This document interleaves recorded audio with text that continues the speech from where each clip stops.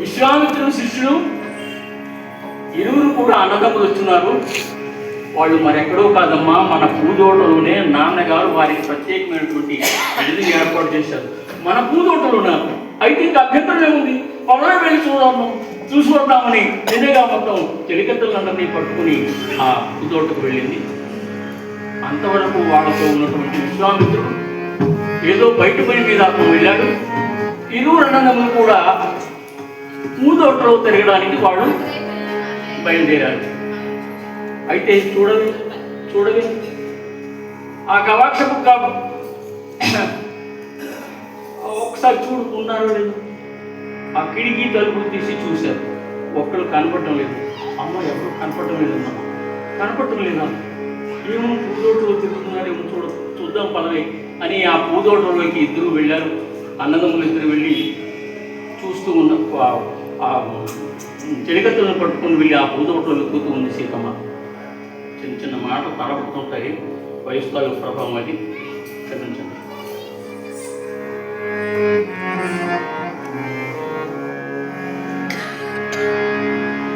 ఏడే అదే ఏడే కాంతడు ఎటను నాడే రాముడేడే కాంతుడు నాడే రాముడేడే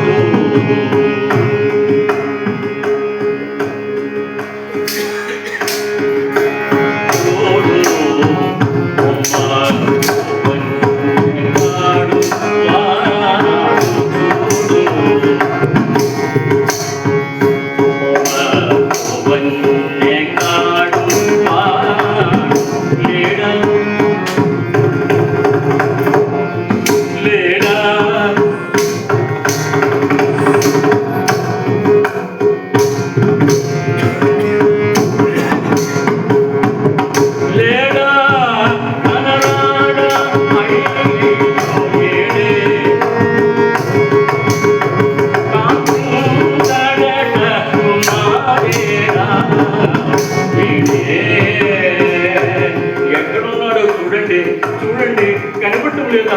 అయ్యయ్యో అయ్యయ్యో, అందులోనే రాముడు లక్ష్మణుడు వచ్చేస్తున్నారు. వాళ్ళని చూసింది సీతమ్మ. అదుగవాడిట కరుదించే అదుగవాడిట కరుదించే ఎంతటి సుందరుడే ఎంతటి సుందరుడే చూడనెందు కన్నులు చాలునా అన్నంగా నా మేలు పరోసమయ్యి అన్నంగా నా మేలు పరోసమయ్యి నన్ను పట్టుకోవాలి నాకేదో అయిపోతుంది. అన్నంగా నా మేలు పరవశమయ్యి నన్ను పట్టుకున్నా చదువయ్యంత్రము చెట్టు చాటున ఏమో చూపు మళ్ళింపలేని ఏమో చూపు మళ్ళింపలేని చిత్తరునందున్న చెలివం కన్ను చిత్తరునందున్న చెలివం కన్ను కోటం తలికడు సొగసైన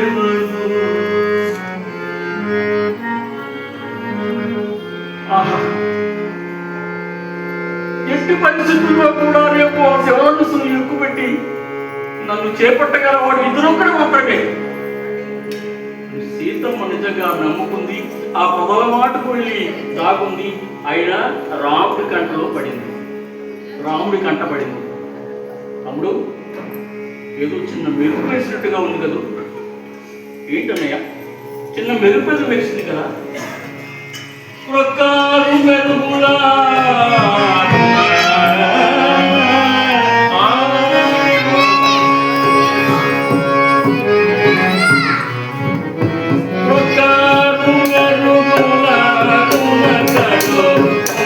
Thank you.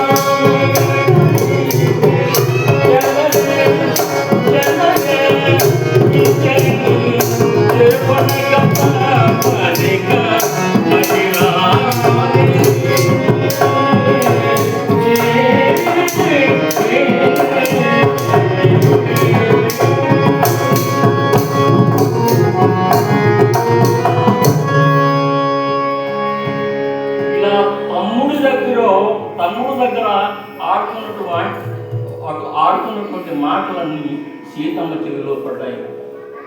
ఎట్టి పరిస్థితుల్లోనూ నేను రేపు ఆ శివధనస్సును ఎక్కుపెట్టి ఈమెను చేపడతాను అని చెప్పాడు తమ్ముడు. ఆ మాటలు విన్నది సీతమ్మ అన్నిరాలనుకుంది. ఈ లోపల నాన్నగారి దగ్గర నుంచి ఏదో కబురిస్తే బయలుదేరింది. చీకట్లో వెళుతున్నాను. వెళుతూ వెనక్కి చూసింది. అప్పుడు రాముడు చూశాడు. ఇద్దరు కళ్ళు కలుసుకున్నాయి. అపూర్వమైనటువంటి దృశ్యం అది.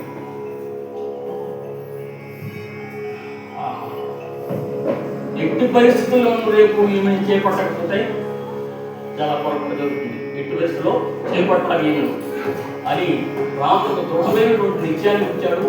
సంపూర్ణమైనటువంటి రూపాన్ని చూసింది రాముడిని. ఇక మనసు ఆ రాత్రంతా అలాగా నిద్ర పట్టక నుడుచుకుంటున్నారు రాముడు. విశ్వామిత్రుడు గమనించాడు. ఏంటి రామ, ఏంటి పూజోటలోని విశేషాలు? మహాత్మా, మీకు తెలియనటువంటి విశేషాలు ఏముంటాయి చెప్పండి. మీకు తెలియని విశేషాలు ఏముంటాయి చెప్పండి. విశ్వామిత్రుడు కూడా నవ్వుతున్నాడు. ఎందుకంటే అతనికి తెలుసు. భయ భయ కౌశికుండు మన పాలిటి మేరకు, భయ భయ కౌశికుండు మన పాలిటి మేరకు, ఇచ్చెలువై నేను చూసుకొని చెల్లులంబచరించే తప్పక విలుగు మాడి రేపుడవు వీరుల నిధుల బాబు జపం నిర్మలి అన్నలోకులకు అని తమ్ముడు చెప్పాడు. విశ్వామిత్రుడు మనకు ఉపకారం చేయడానికి ఇక్కడ తీసుకొచ్చాడు తమ్ముడు. నేను ఎరువులను కూడా అలా పరస్పరం చూసుకోవడానికి అవకాశం ఇచ్చే పద్ధతిని అక్కడ కనిపెట్టి ఇక్కడ మనకి ఏర్పాటు చేశారు అని విశ్వామిత్రుడికి నమస్కరించుకున్నారు. ఆ తెల్లవారు లేచి సభామండపంలో జనక చక్రవర్తి అతని ప్రక్కన ఒక చిలికత్తలతో సీత వీళ్ళంతా కూర్చుని ఉన్నారు.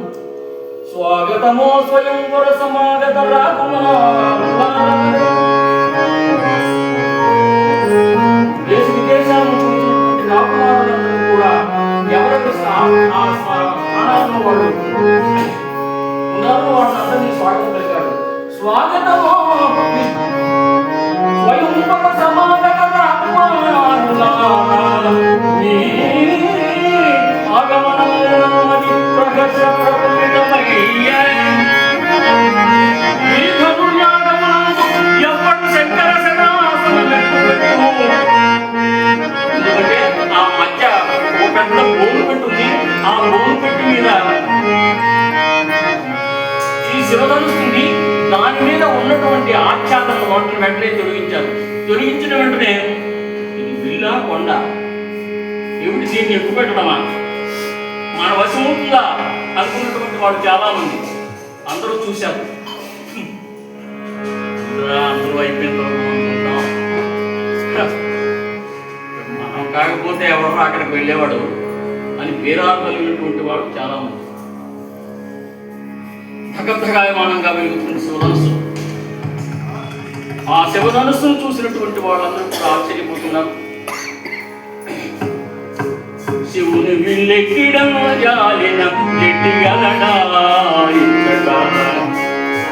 ఎవరైనా సరే ఆతని వదిలించు తప్పక నాకు మాటే.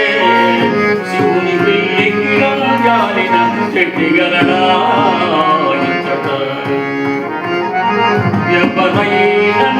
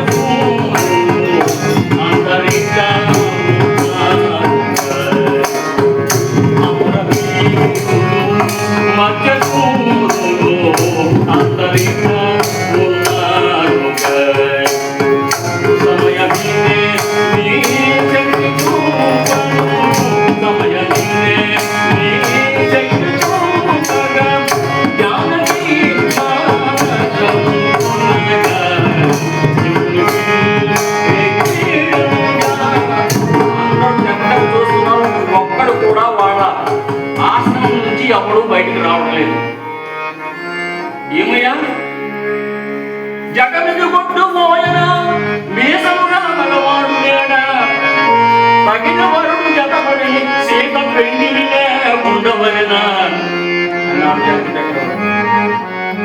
శివశాపమెంత మా చేతగాను శివశాపమెంత మా చేతగాను దిక్పాలకులు తాగసపట్టి కలిగి హరులు నేను గుణమని బాణ రావణాంతసుడు ప్రోగవడిని అందుకే సునిశరాసనమునకు మృక్కి అందుకే సునిశరాసనమునకు మృక్కి సన్న సన్నగా వియచ్చరుగలిగిరి ఎవరికైనా సాధ్యమే పని అని తక్కు క్షోణీసుల వాకున దొరగిరి అంత జనకుని పలుకులక సహనం అంత జనకుని పలుకులక సహనం మొల్కనకు దోప కౌశిక మునికి మొక్కి శంభుడు నెత్తుటకు రామచంద్రుడే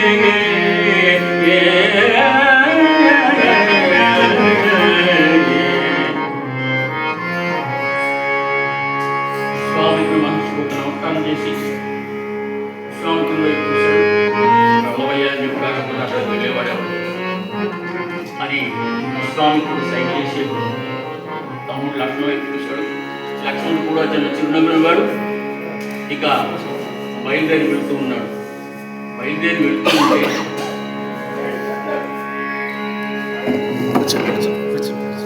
కన్నవారలెంత అని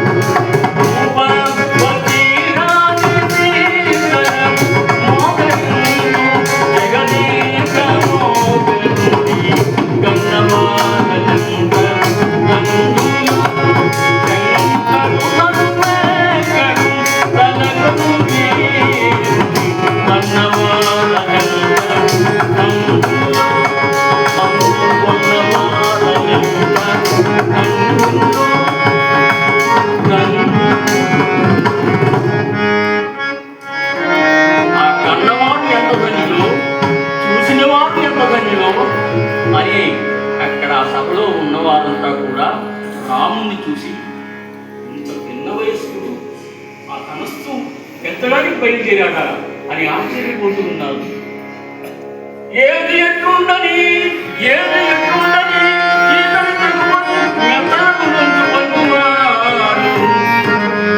ఏది ఎట్లుండని ఈతని తెగువకు మెత్తలకు ముందు పలుకువారు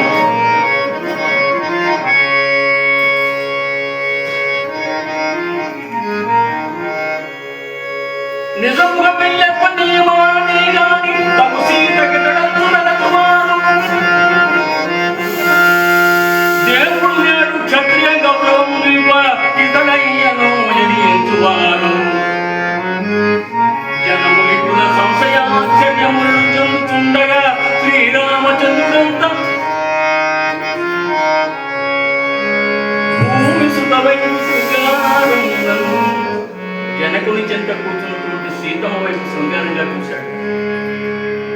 కేసు విలుదశను వీరరసము పొతినగూచే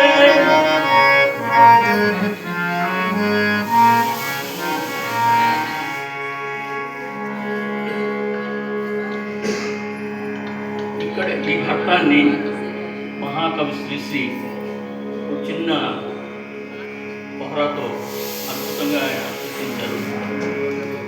ఎనకుల తెలగుడు నిలకడల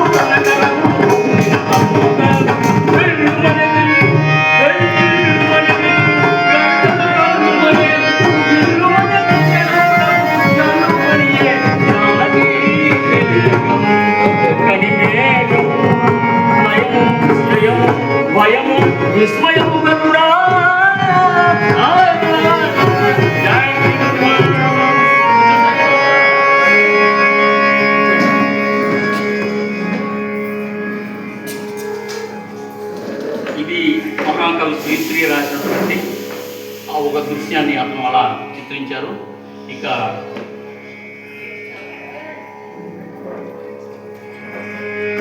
అది శుభధనుసు కదా, దాని వద్దకు వెళ్ళి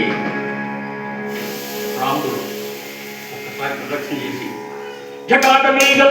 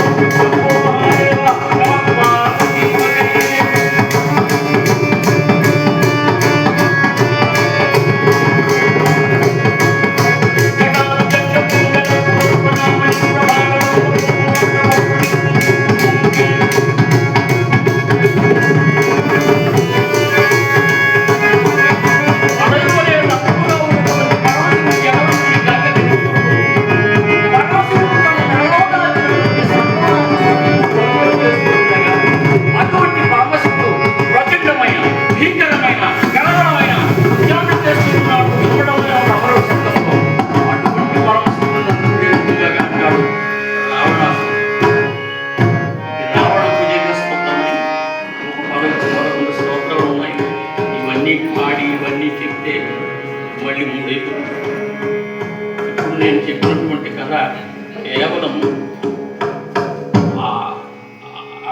25% మాత్రం, విషయాలు ఏమీ చెప్పలేదు.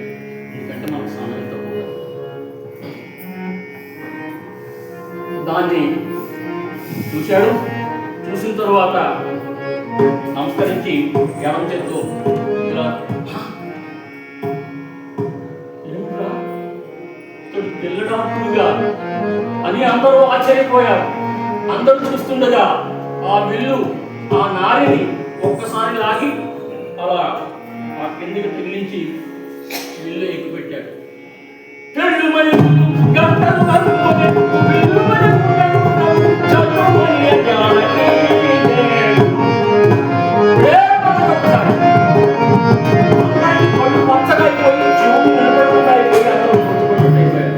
అసలు అక్కడ ఏమి జరిగిందో కూడా అంతుపట్టిన పరిస్థితి. వాళ్ళందరికీ జ్ఞాపకం వచ్చేసరికి ఇదిగా జానకమ్మ మల్లెలమాల చేత పట్టుకుని రాముని ఎదురుగా నిల్చున్నాను. మల్లెలమాల చేత పట్టుకుని రాముని ఎదురుగా నిల్చున్నాను. జనక చక్రవర్తి ఆమె వెనుకున్నాడు. చూసేసరికి ఆ దృశ్యం అందరికీ కనబడింది. ఓహో, విల్లు ఎక్కి పెట్టడము, దాన్ని విరవడం కూడా జరిగిందా అని ఆశ్చర్యపోయారు అందరూ కూడా.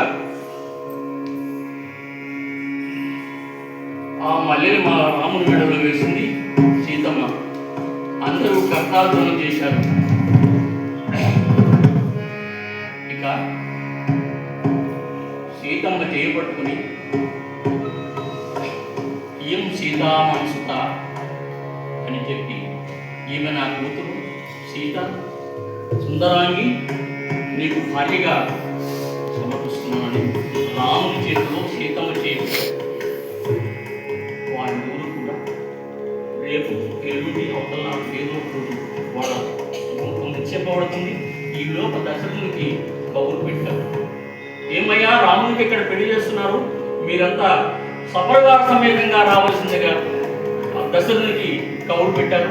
రాముడు దశరథుడు తన మిగతా ఇరువురు పుత్రులు, తన భార్యలు, తన మంత్రి సామంత పురోహితాది వర్గమంతా కూడా బయలుదేరి వచ్చారు. వస్తే అప్పుడు ఒక ఆలోచన చేశారు.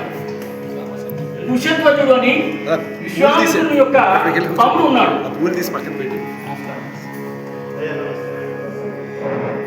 పెద్దవాళ్ళంతా విచ్చేశారు. మిమ్మల్ని అందరినీ చూస్తుంటే నాకు కొంచెం జంకు కూడా పుట్టింది. ఎందుకంటే బాగా విషయం తెలిసినటువంటి వాడు, భాషా పరిజ్ఞానం ఉన్నటువంటి వాడు, నికల్పన లాంటి వాడు, ఆయన మంచి సాహితీవేత్త, సంగీతం అంటే అతనికి చాలా ఇష్టం. మా లాంటి వాడిని ప్రోత్సహిస్తుంటారు ఆయన. మరియు జగన్మోహన్ రావు గారి గురించి చెప్పక్కర్లేదు. ఇటువంటి కార్యక్రమాలు ఎక్కడ జరిగినా సరే ఆయన తప్పకుండా వస్తారు, ఉంటారు. చాలాసార్లు నా ప్రోగ్రాం ఆయన విన్నారు. అందువల్ల ఇవాళ లేరుగా వచ్చారు. ఆ రంగరావు ప్రోగ్రాం మనం విన్నదే కదా అని. అలాగే డాక్టర్ కోమలరావు గారు గొప్ప సాహిత్యాభిలాషి. ఆ ఉపనిషత్ మందిరంలో వారు మంచి మంచి ఉపన్యాసాలు ఇస్తుంటారు. ఇక్కడ ఉన్నటువంటి సంగీత విద్వాంసులు, సాహిత్య విద్వాంసులు ఎంతోమంది ఉన్నారు.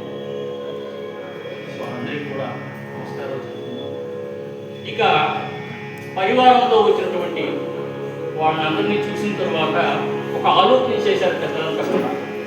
కుశధ్వజులకు ఉన్నటువంటి ముగ్గురు కుమార్తెలు ఉన్నారు. ఆ ముగ్గురు కుమార్తెలు కుశధ్వజుల కుమార్తెలే కానీ వాళ్ళు ఎప్పుడు కన్నవారి ఇంట్లో ఉండలేదు. ఇక్కడ సీతమ్మతోనే వాళ్ళు ఎప్పుడు ఆమెతో ఆడుకొని, ఆమెతో పాడుకొని ఇక్కడే పుట్టి పెరిగారు. ఆ నలుగురు అక్క చెల్లెలని ఒక్కింటిగా ఇద్దామని ఒక ఆలోచన వచ్చి వాళ్ళ రాసు ఫలితాలను బట్టి ఎవరిని ఎవరికి బాగా నిశ్చయించారు. అయితే లక్ష్మణుడికి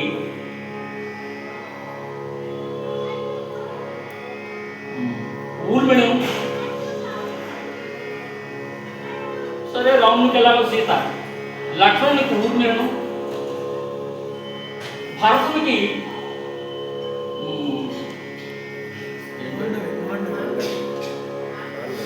మాండలిని, శత్రుఘ్నకు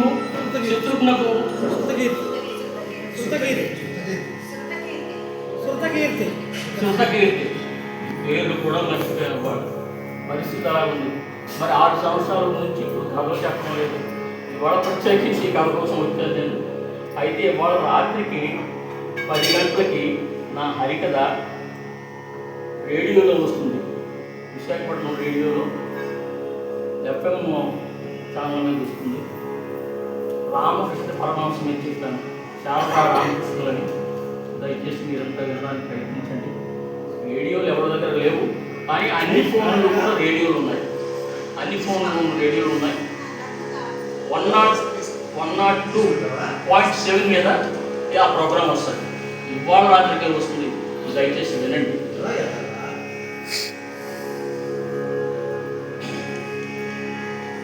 ఇక ఈ నలుగురు అక్క చెల్లెలకు, ఆ నలుగురు కుమారులకి, దశరథ యొక్క కుమారులకి ఇచ్చి అఖండమైనటువంటి వైభవోపేతంగా వివాహం జరిగింది.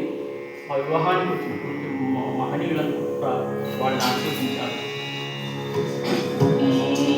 మంగళం గోవిందునకు,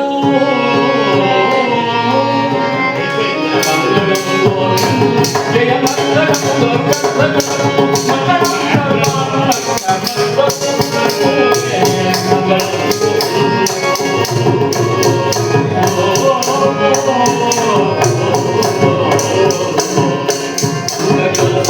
వెళ్ళిపోతున్నా.